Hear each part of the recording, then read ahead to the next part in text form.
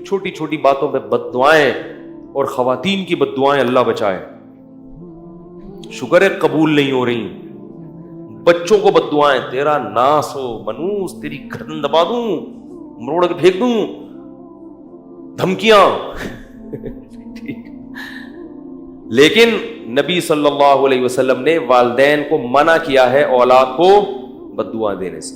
قبولیت کی گھڑی ہوتی ہے. اولاد, ماں باپ کی دعائیں جیسے اولاد کے حق میں بہت جلدی قبول ہوتی ہیں, تو بد دعائیں بھی بہت جلدی.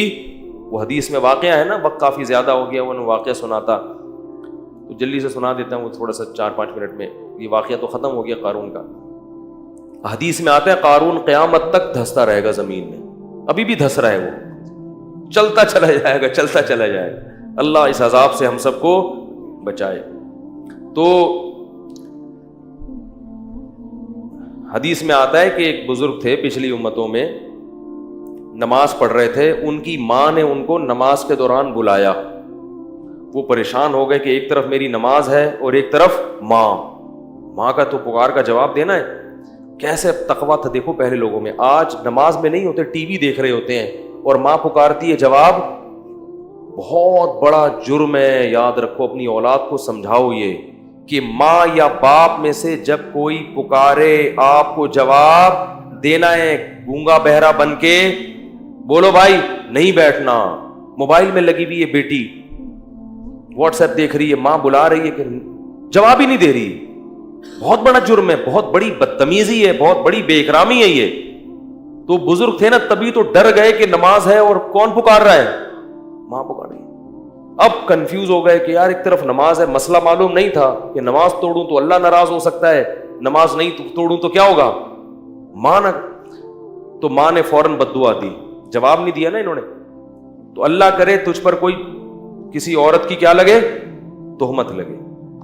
کتنی بڑی ہو خواتین کی زبانیں. نبی صلی اللہ علیہ وسلم نے جو فرمایا نا کہ عورتیں جہنم میں مردوں سے زیادہ ہوں گی, اس کی بڑی وجہ کیا ہے, زبان. چھوٹی چھوٹے معاملات کو بہت کیا کر دیتی ہیں, بڑا بنا دیتی ہیں, بہت بڑا.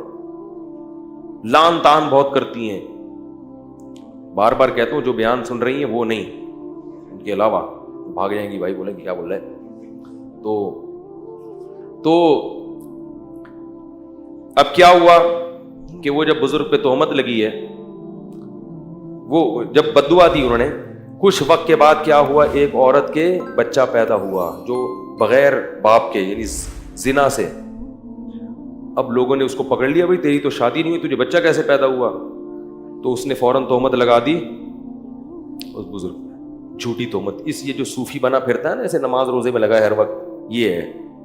لوگ میں سینس تو ہے نہیں کہ بھائی کوئی بھی دشمنی میں لگا سکتا ہے, کوئی بھی اپنے اصل مجرم کو بچانے کے لیے بھی کسی پہ کوئی دشمنی نہیں ہوتی, لیکن اصل جو ہے نا اس سے تو دوستی ہے, وہ بچ جائے.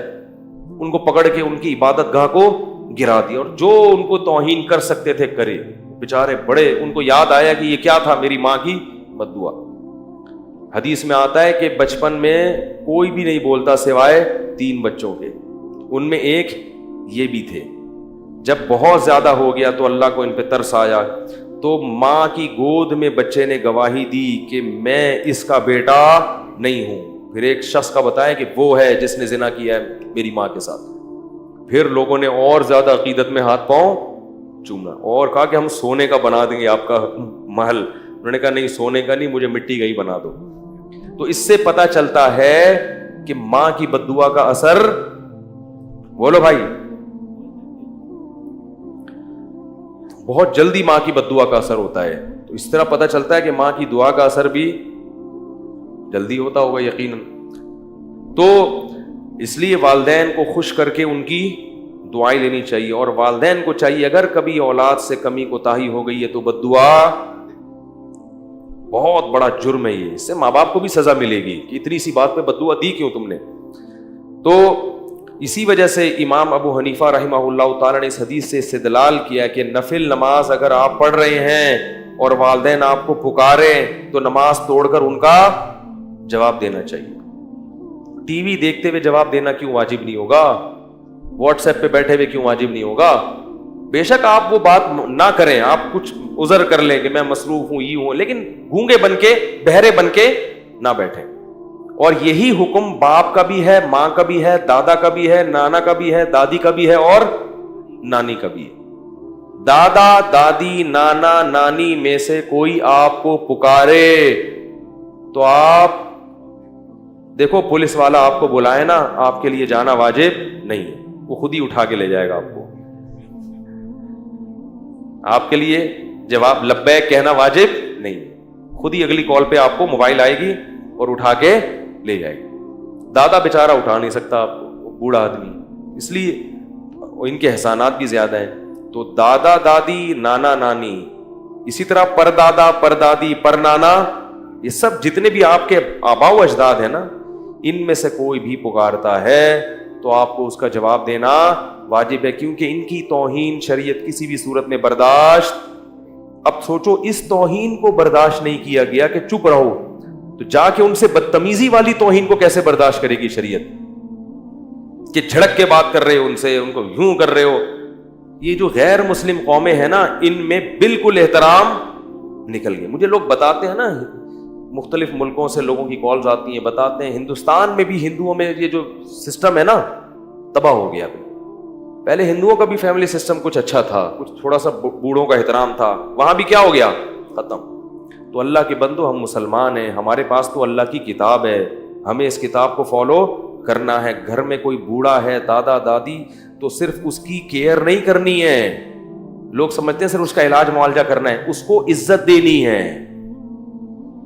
اسے سمجھائیں یار, اس کو کیا کرنا ہے, عزت دینی ہے, عزت. لوگ کرتے ہیں کہ بھائی دادا بیمار ہیں تو چلو ٹھیک ہے, ایک لگا دیا ایک نوکر کے, یار دیکھو ان کا ذرا پیمپر ویمپر چینج کر دیا کرو. اتنا کافی نہیں ہے, اس کو کیا کرنی ہے, عزت دینی. وہ بات کر رہا ہوں تو بیٹھ کے آرام سے سننی ہے, چاہے سمجھ میں آئے نہ آئے. تو یہ بڑا مسئلہ ہے کہ آج گھر میں بوڑھوں کی عزت ختم ہو گئی ہے. بہت خطرناک بات ہے, اس پر اللہ کی طرف سے عذاب آئے گا, دنیا میں بھی اور آخرت میں بھی. اور یہ عذاب کم ہے کہ پھر اپنے بچے نہیں پوچھتے, پھر ایسے پڑے ہوئے ہوتے ہیں بوڑھے. اولڈ ہاؤس ہمارے ملک میں بھی کھلنا شروع ہو گئے, جہاں اولاد نے اپنے بوڑھے والدین کو چھوڑ دیا, اور دادا دادی تک تو نوبت ہی نہیں آ رہی. شادیاں اتنی دیر سے ہوتی ہیں, دادا بننے سے پہلے فوت ہو جاتے ہیں. یہ بھی ایک بڑا عذاب ہے ہمارے ملک میں. خاندان پورا مکمل ہی نہیں ہوتا کہ پہلے ہی دنیا سے, جو ابا ہے وہ دادا لگ رہا ہوتا ہے. ابا تو جوان ہوتا ہے. کچھ دن پہلے ایک صاحب آئے, میں نے کہا یہ آپ کے چھوٹے بھائی کی عمر کتنی ہے؟ انہوں نے کہا بھائی نہیں, بیٹا ہے میرا. میں نے کہا جی السلام علیکم. یہ فائدہ ہوتا ہے کس کا, جلدی شادی. بیٹے جوان ہو, جوانی میں تو بچے پالے جاتے ہیں, بڑھاپے میں تو آپ اس قابل ہوتے ہو کہ بچے آپ کو پالیں, اس وقت آپ چھوٹے چھوٹے بچوں کو پال رہے ہوتے ہو. یہ سارا فیملی پلاننگ نے کیا کر دیا ہے, تباہ.